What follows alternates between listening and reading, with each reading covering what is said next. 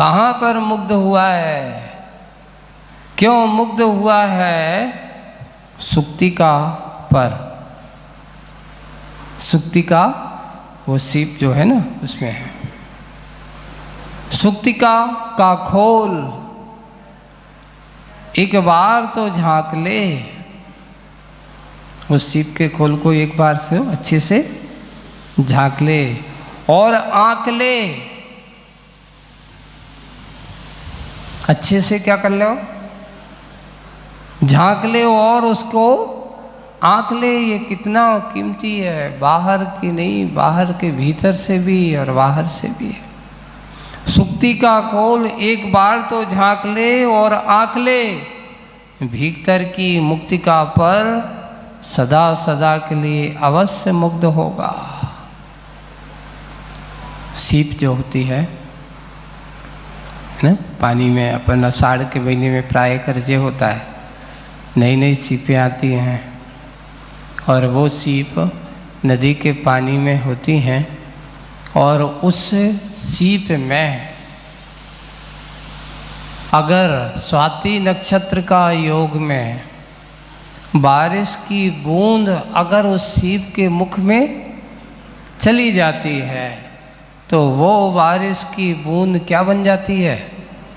स्वाति नक्षत्र का योग ऐसा बताया है, वो बारिश की बूंद मोती बन जाती है।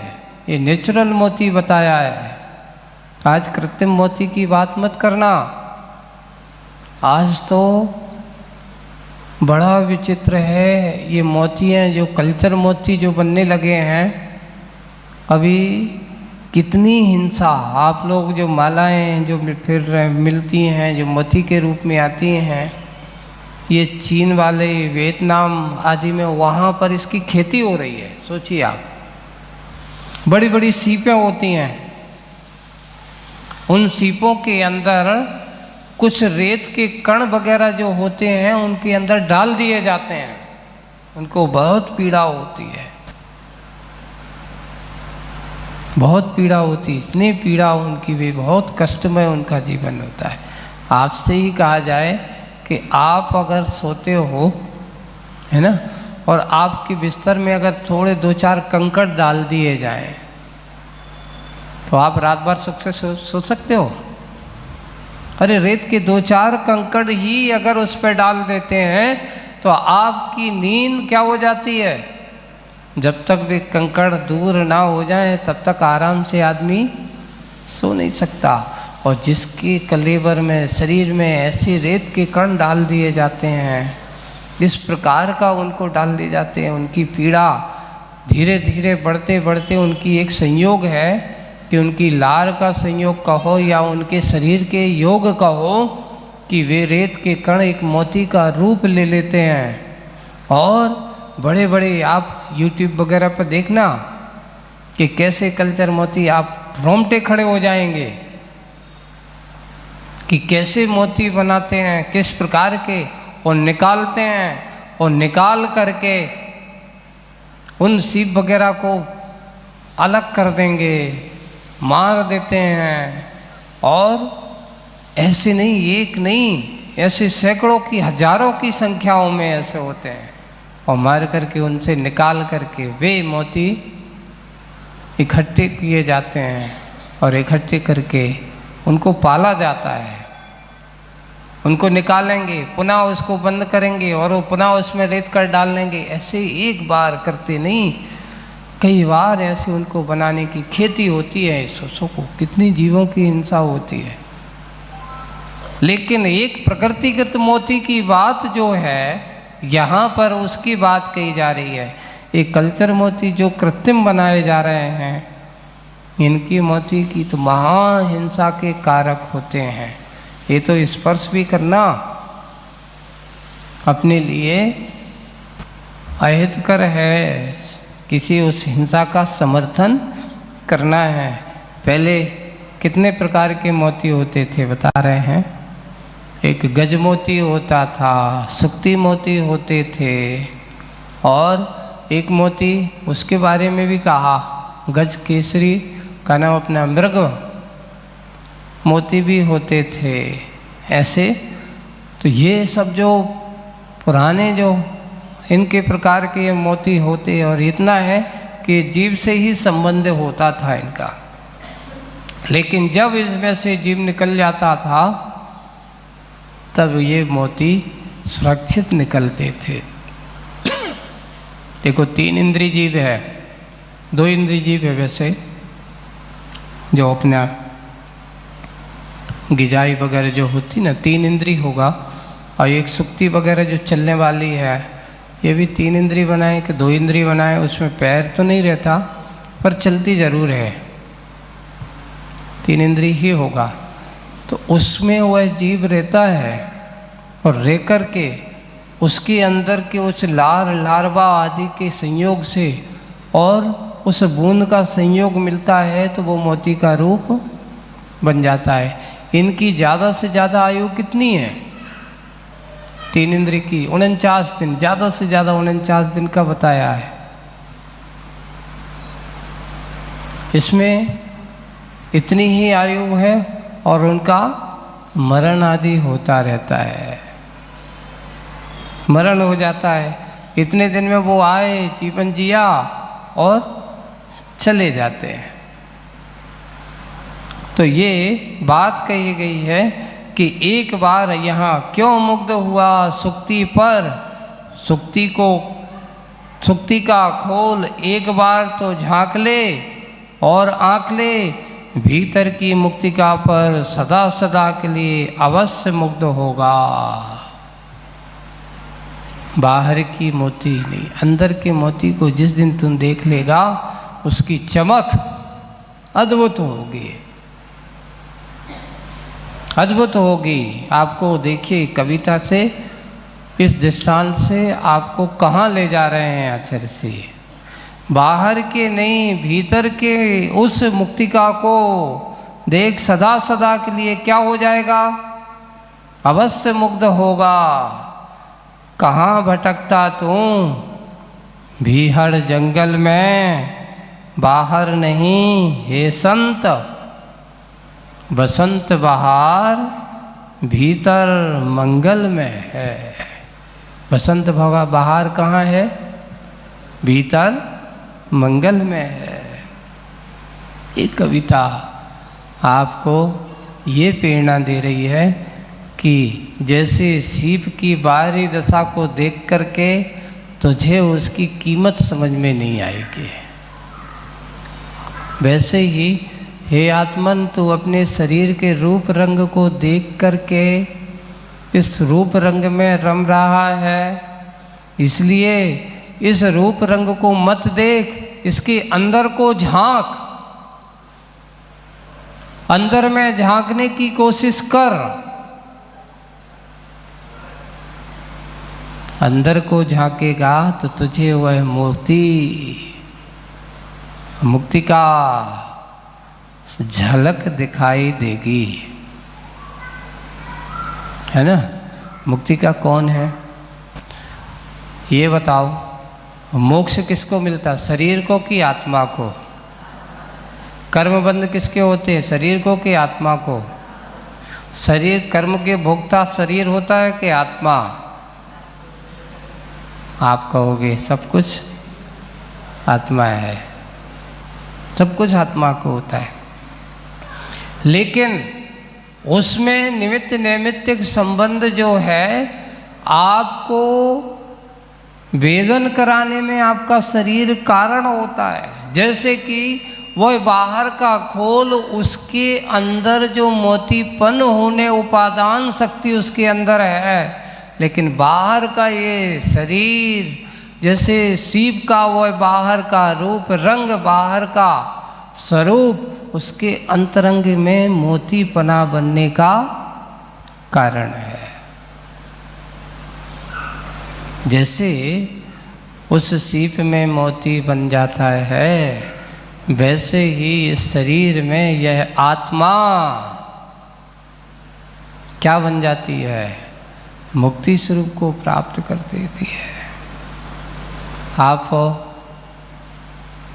एक बात को अपने यहाँ समझें, शरीर को तपाने से आत्मा निर्मल होती है।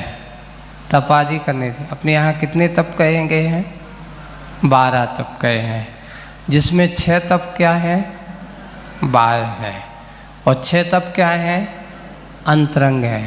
तो यहाँ शरीर के लिए बाह्य तप का सहारा लिया जाता है तपाने के लिए। तो कौन कौन से 6 बाह्य तप? अनशन है, आमोदरी है, वृत्ति परिसंख्यान है, रस परित्याग है, विविक्त संयासन है और काय क्लेश है। ये 6 क्या हैं? ये बाह्य तप हैं। अब किसी ने कहा महाराज अनशन, असन का अर्थ होता है भोजन, नाशनम इति अनशनम, भोजन का त्याग कर देना। शरीर से कहा जाए कि देख आज तुझे भोजन नहीं करना, आज तुझे क्या करना है? उपवास करना है। बोले कि क्यों करना है? इसलिए करना है कि आज अष्टमी है, आज मैं किसी प्रकार का राग रंग में रमने वाला नहीं हूँ, मुझे अपने कर्म से क्या होना है? दूर होना है। मुझे तो अपने आप में रहना है, इसलिए आज उपवास करते हैं। अब दूसरा ये अंतरंग तप है। अनशन कहा सबसे प्रवृत्ति नहीं, छोड़ दिया। उपवास आदि करते हैं तो जिस दिन उपवास करते हैं उस दिन उपवास के दिन हर चीज़ से उपवास होना चाहिए। ऐसा नहीं होना चाहिए कि आज उपवास है, आज कुछ काम नहीं करना है अपन को, तो एक काम करो, आज ही के दिन बहुत सारे जो काम पेंडिंग पड़े वे पूरे काम कर डालो। कई लोग कहते हैं ना आज बिल्कुल खाना पीना नहीं है, फुर्सत है, तो आज जितने सबरे कपड़े हैं सबरे कपड़े निकाल डालो और पूरे धो डालो। घर में जितनी सफाई वफाई गड़बड़ी जो सामान आमान है, आज काम नहीं है तो पूरे सामान उठाए, पूरे कई अनाज वगैरह हैं, कोई इस प्रकार की चीज़ें हैं, कोई इधर की साफ सफाई आदि हैं, ये करने लग जाते हैं। वो समझ लेना तुम्हारा उपवास कोई काम का नहीं है। काम के दिन के लिए उपवास नहीं किया जाता है, काम से विरक्ति के लिए उपवास किया जाता है।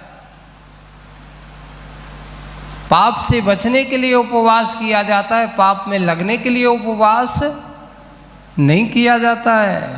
पर हमारी साइकोलॉजी हमेशा बना लेते हैं कि हम पापों की प्रवृत्ति में उस दिन लगा देते हैं। एक व्यक्ति है, महाराज हम तो हर 3 दिन में उपवास करते हैं। अच्छा है, लेकिन उपवास करते तो उस दिन क्या करते हैं? महाराज कुछ नहीं, उस दिन तो हम बहुत अच्छा रहता है हमारा, बस सुबह 8 बजे दुकान पे पहुंच जाते हैं हम तो, और हाथ में माला ले लेते हैं, है ना, दुकान पे बैठे हैं, नौकर चाकर लगे रहते हैं, वे सब काम धंधे करते रहते हैं। हम तो सुबह बिल्कुल बैठ गए और गद्दी पे बैठे रहते हैं, देखते रहते हैं कौन आया, क्या किया, कौन को क्या करना है। दुकान पे अपने बैठे हैं, नौकर चाकर को देखते रहते हैं और हाथ में माला और जिनवाणी वही रखी रहती है। हम तो दिन भर जिनवाणी पढ़ते रहते, लेकिन कहाँ पढ़ते हैं? दुकान पे पढ़ते हैं। माला कहाँ फेरते हैं? दुकान पे फेरते हैं। उस दिन बहुत अच्छा रहता है। तो मैंने कहा अगर दुकान की जगह मंदिर में फेरो तो महाराज ऐसा है कितना मन लगो रहता है। कम से दुकान मंदिर में बैठे, कहीं मन विकल्प हो जाए, कहीं दुकान पे का हो रहा हुई है, दुकान कैसी का चल रही होगी, इसलिए टेंशन नहीं रहता। सोचिए आज हम विकल्प को, टेंशन को निर्विकल्पता का कारण समझते हैं, जबकि हमारे आचार्य कहते हैं उपवास से चैत्य भुक्ते वा। ऐसे लिखा, जिनेंद्र भगवान के चरण में, भगवान की सन्निधि में, वहाँ जाकर के मंदिर में बैठ कर के गुरु की सन्निधि में बैठ कर के अपने आप को धर्म ध्यान तत्वपरायण बना के रखें, ये सही उपवास है। पाप और परिग्रह के बीच बैठ कर के उपवास का फल नहीं मिलता। मोह और आसक्ति के बीच में बैठ कर के इस प्रकार के काम करने, उपवास आदि करने से उसका फल नहीं मिलता। निर्वृत्ति का मार्ग होना चाहिए, प्रवृत्ति का मार्ग नहीं। उपवास का अर्थ है अपने समीप बैठने का नाम उपवास है। उपवासम यानी अपने आत्मा के निकट बैठ वास करने का नाम उपवास है। जब भी एकासन हो, उपवास हो, उस दिन क्या करना चाहिए? उस दिन ये करना चाहिए कि सब कुछ छोड़ छाड़ करके मंदिर में आकर के भगवान शंभुनाथ भगवान के सामने अच्छे से माला लेकर के बैठ जाओ। मुनि शुभनाथ भगवान के सामने बैठ कर के माला फेरने लगो। अपने आप मन तुम्हारा कैसा हो जाएगा? पावन होगा। यही सही हमारे अंदर मुक्ति का मार्ग। अंतरंग के उस स्वरूप को झांकने की कोशिश कर। यहाँ क्या करे? बाहर के रूप रंग मत देख। दुकान में बैठ कर के नवो हृंताड़म करने से उतना फल मिलने वाला नहीं है जितने भगवान के सामने बैठ कर के अगर आप उस माला का जाप करोगे तो उसका फल अलग होगा। दुकान पे बैठे बैठे हम तो पढ़ते हैं, हमारे तो वहीं पर रखी रहती है, तो आप रखे हैं, वो औपचारिकताएं चलती हैं। सही मन से देखा जाए तो आपकी भक्ति जाप नहीं होता। दुकान पर बैठे बैठे नहीं, अपने आप में बैठना चाहिए। वही बात है कि भीतर बाहर की ओर झांकना नहीं, उपवास करना। अब दूसरा आमोदरी करना। आप देखिए एक और हमारे आचार्य से बहुत अच्छी बात कहते थे, उपवास करना आसान है, उपवास करना आसान है, आमोदरी करना बहुत कठिन काम है। आमोदरी करना क्यों? सामने अच्छी भरी पूरी थाली लगी हो, है ना, उसमें से कह दिया जाए कि आज तुझे कैसा खाना है, भूख से कम खाना है। अब ऊपर से महाराज ये तो बड़ा कठिन काम है, कैसे रोक पाएं? नहीं होता। लेकिन फिर भी कहा नहीं,